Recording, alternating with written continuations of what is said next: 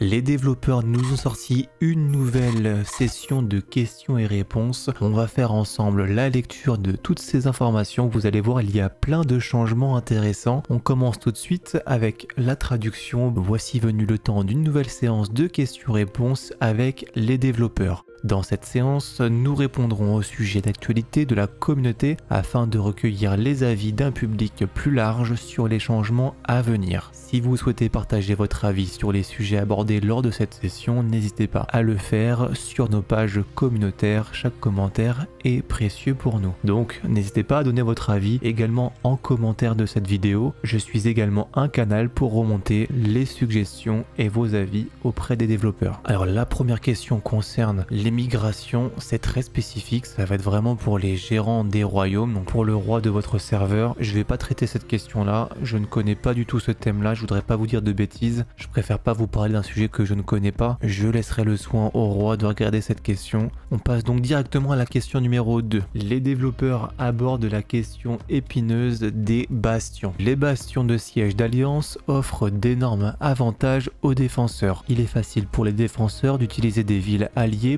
proches pour renforcer leur défense, mais il est très difficile pour les attaquants d'utiliser des ralliements pour compléter leur attaque, ce qui conduit souvent à une impasse. Comment allez-vous résoudre ce problème? La réponse des développeurs: afin de résoudre les problèmes de combat, de rééquilibrer l'attaque et la défense et d'éviter les impasses, nous prévoyons d'apporter les modifications suivantes aux bastions de siège d'alliance. Il ne sera plus possible de construire de bâtiments d'alliance ni de déplacer des villes à proximité d'un bastion de siège d'alliance. Si cela permet aux défenseurs de conserver leur capacité à renforcer continuellement leur défense, cela laisse également aux attaquants une certaine marge de manœuvre pour prendre des contre-mesures et renverser l'équilibre des forces en leur faveur autant que possible. Il ne sera plus possible de construire des bastions de siège d'alliance à proximité de bâtiments ou de villes d'alliance existants. Il s'agit d'un changement majeur qui aura des conséquences significatives sur les joueurs lors des différentes saisons et situation de combat, ainsi que sur le positionnement et la stratégie des alliances à venir. Par conséquent, nous avançons prudemment et communiquerons proactivement avec les joueurs concernant ce changement. Nous espérons recueillir de nombreux retours qui aideront à améliorer nos services. Donc en résumé, pour pouvoir mettre un bastion, il faudra que la zone soit vide. Pas de donjon, pas de ville. Question numéro 3, la gestion d'une alliance est stressante et offre peu d'avantages, ce qui a dissuadé de nombreuses personnes de devenir administrateurs d'alliance. Que comptez-vous faire pour y remédier? La réponse: nous prévoyons d'augmenter les avantages et de simplifier la gestion de l'alliance afin d'encourager les joueurs à participer. Les avantages: tout d'abord, nous prévoyons d'introduire des classements périodiques pour les alliances basés sur les performances globales de la saison et d'attribuer des récompenses pour l'administration de l'alliance. Les alliances répondant à certains critères recevront davantage de récompenses en fonction de leur place dans le classement. Donc des petits cadeaux pour le staff et pour les alliances qui performent. Le deuxième point est la rationalisation. Nous comprenons que les administrateurs d'alliances consacrent beaucoup de temps et d'efforts à l'organisation d'activités telles que la construction de bâtiments d'alliance, le JCJ, les raids Behemoth, au suivi de la participation des membres et à l'attribution de récompenses en fonction de leur performance. Les activités et les récompenses sont essentielles au développement d'une alliance. Et nous cherchons à mettre des moyens plus pratiques pour le staff pour leur permettre d'encourager la participation des membres. Par conséquent, nous prévoyons actuellement d'introduire un nouveau système que nous appelons provisoirement l'armurerie de l'Alliance. Le nom peut encore évoluer. Le principe est simple, les provisions s'accumuleront dans l'armurerie en fonction des performances saisonnières globales de l'Alliance, ainsi que les performances individuelles de ses membres. Le staff du clan pourra définir les paramètres des quêtes d'Alliance, comme la durée, les conditions et les récompenses. Les joueurs qui les accompliront recevront des récompenses spécifiques de l'armurerie. Notre objectif ultime est le suivant. À mesure que l'alliance se développe, les récompenses continueront de s'accumuler dans l'armurerie, encourageant ainsi la participation active des membres et créant ainsi un cercle vertueux. Nous prévoyons également d'introduire davantage d'outils et de fonctionnalités pour alléger la charge du staff à l'avenir. En résumé, tout ça ressemble fortement à une mobilisation d'alliance qui sera en permanence présente dans votre clan. Question numéro 4 qui va intéresser les joueurs d'archer. Les héros tireurs d'élite sont puissants mais leur portée d'attaque est souvent trop courte pour être réellement utile au combat. Comment allez-vous résoudre ce problème ? La réponse est la suivante.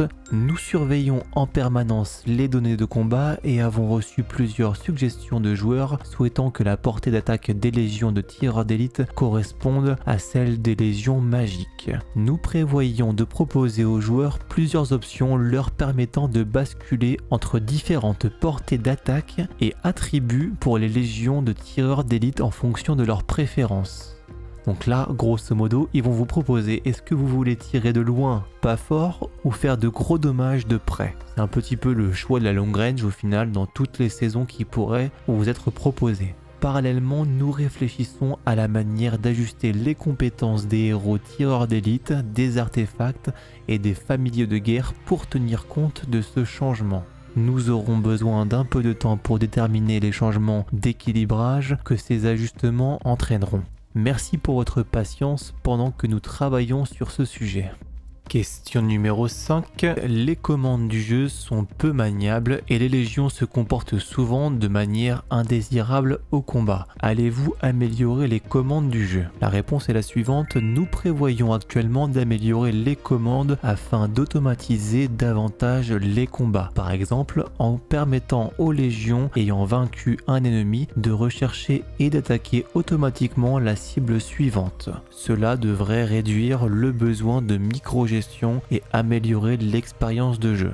Me concernant, je trouve que cet exemple me dérange. Je pense que c'est à la portée de tout le monde de cliquer sur une légion adverse, d'autant plus que l'automatisation de la sélection d'une cible n'est pas forcément très pertinente, parce qu'on va vouloir peut-être cibler que les mages, et là ça va vous faire cibler que les tanks, donc ce serait pas opti. Donc je suis pas vraiment pour cette option. J'entends que ça permettrait à Tintin et Milou de jouer de façon plus automatisée et de pouvoir mater Netflix en même temps sur le côté, mais je trouve que le jeu perdrait un petit peu de sa saveur.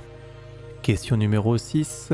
La fonctionnalité groupe d'armée est disponible dans certaines saisons, mais pas dans d'autres. Compte tenu de sa commodité, la rendrez-vous disponible dans toutes les saisons? La réponse des développeurs, au fil des saisons, certaines ont été plébiscitées par les joueurs pour la facilité de leur fonctionnalité de jeu. La fonctionnalité groupe d'armée qui allège les commandes et offre une profondeur stratégique et ludique en est un exemple. Nous prévoyons d'intégrer des fonctionnalités comme celle-ci, très appréciées, au gameplay standard et disponible dans toutes les saisons afin que davantage de joueurs puissent en profiter pleinement. Nous réfléchissons également à des moyens d'améliorer le contenu des saisons dans lesquelles elles apparaissent initialement afin de préserver leur caractère unique.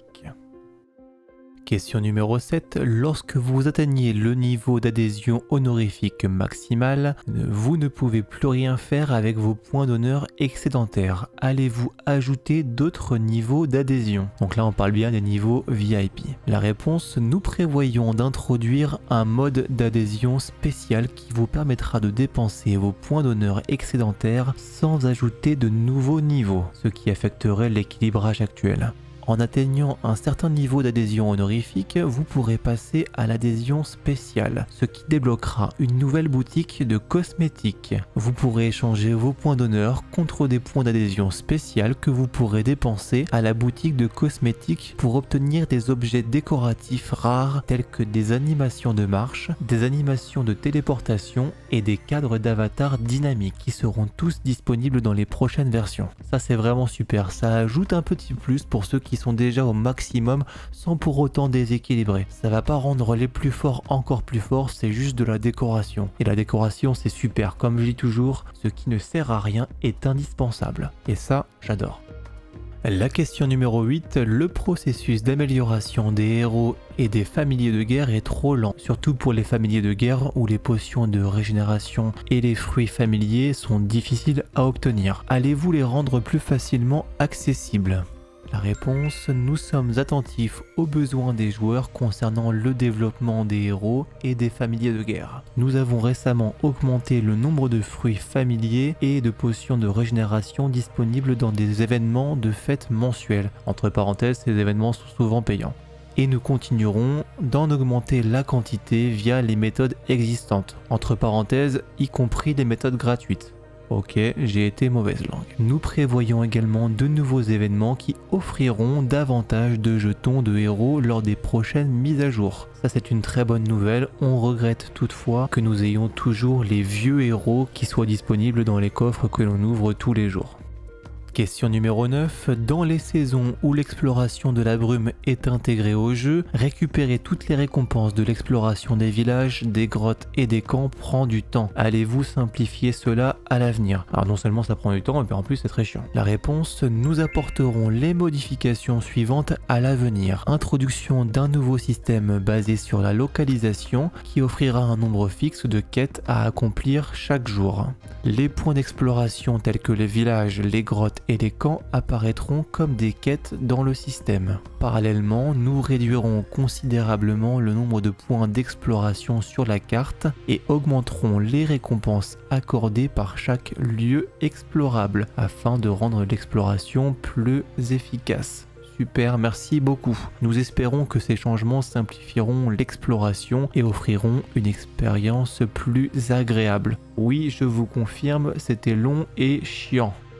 Et pour finir, la 10e et dernière question, les meilleurs joueurs de chaque royaume sont actuellement les seuls à pouvoir participer aux raids d'élite Behemoth. Ce sont généralement eux qui obtiennent les cadres d'avatar des raids élite, ce qui les rend inaccessibles à la plupart des joueurs. Allez-vous corriger ce problème? La réponse, nous envisageons d'apporter les modifications suivantes. Tous les joueurs terminant un raid élite recevra le cadre d'avatar permanent, au lieu d'être réservé aux premiers joueurs à terminer le raid élite sur un serveur saisonnier. Parallèlement, afin de préserver l'exclusivité d'être le premier joueur d'un serveur à terminer un raid élite, les cadres d'avatar bénéficieront d'effets visuels spéciaux pour les joueurs qui terminent les raids élite en premier. Nous espérons que cela encouragera tous les joueurs à participer aux raids d'élite tout en offrant un sentiment d'accomplissement unique aux joueurs d'élite.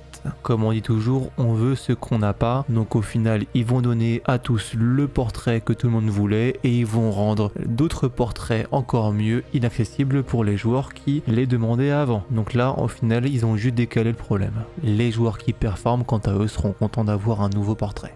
Nous voici arrivés à la fin de cette séance questions-réponses avec les développeurs. N'hésitez pas à réagir en commentaire, est-ce que ces changements vous plaisent? Moi personnellement j'adore l'idée de nerf les bastions. Quand on a full bastion en face, c'est injouable, la situation est complètement bloquée, il fallait qu'il y ait du changement. Et bien c'est tout pour aujourd'hui, n'hésitez pas à vous abonner pour ne rien rater de mes toutes nouvelles vidéos. Prenez soin de vous et je vous dis à bientôt sur le jeu Call of Dragon.